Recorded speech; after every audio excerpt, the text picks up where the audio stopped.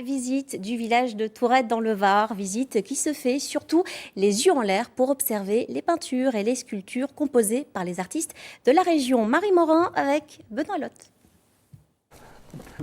Déambuler dans les rues de Tourette se fait désormais le nez en l'air. Sur les façades des maisons, une quarantaine d'œuvres a été accrochée. Visite guidée. Au fil des rues, donc, le but c'est qu'on découvre des œuvres. Donc là c'est une artiste de Tourette qui a participé. Ce matin, c'est Alain Birzy à l'origine du projet qui fait visiter son musée à ciel ouvert. À ses côtés, JL, un artiste du coin. À son tour, il va participer au dispositif, une aubaine pour ce peintre. Là, donc, il y a le panneau de bois que je vais vous donner pour que l'œuvre, après, elle s'installe là sur le pan de mur, comme on a dit. D'accord. C'est une très très bonne opportunité, d'autant plus que ça fait depuis 98 que je peins. Et là, je viens de prendre un atelier nouvellement donc, à Seillan, juste à côté. Donc on est voisins depuis début février. Et donc voilà, c'est une bonne publicité, on va dire. Les artistes du village ont réalisé la plupart des peintures et sculptures qui ornent aujourd'hui les ruelles. Parmi eux, Chantal Verger. Elle a réalisé un décor sur cette porte, un véritable défi. Pour moi personnellement, ça a été de mettre une œuvre qui correspondait par rapport au lieu qu'on m'avait donné, c'est-à-dire donc cette porte.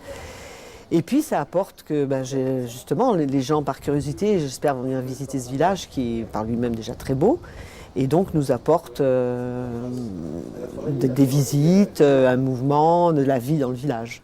Un village transformé en galerie d'art, c'est ce qui a déjà été fait il y a quelques années à Valoria en Italie, où 123 portes ont été peintes pour redonner vie à la cité. Nous l'avons réadapté, à la différence qu'ici on ne pouvait pas travailler sur des portes ou des surfaces de maisons abandonnées. On a recensé un nombre important de sites, d'édifices, de parois, de murs, de portes, mais qui ont la caractéristique tous d'être communaux, et c'est là-dessus qu'on a pu commencer à travailler. Des artistes au travail pour redynamiser peu à peu le cœur du village, déserté au fil du temps. Dans ce village, il n'y avait presque plus aucun commerce. Donc les commerces qui étaient inoccupés, on se les approprie. Dedans, on installe des artistes qui ouvrent des ateliers.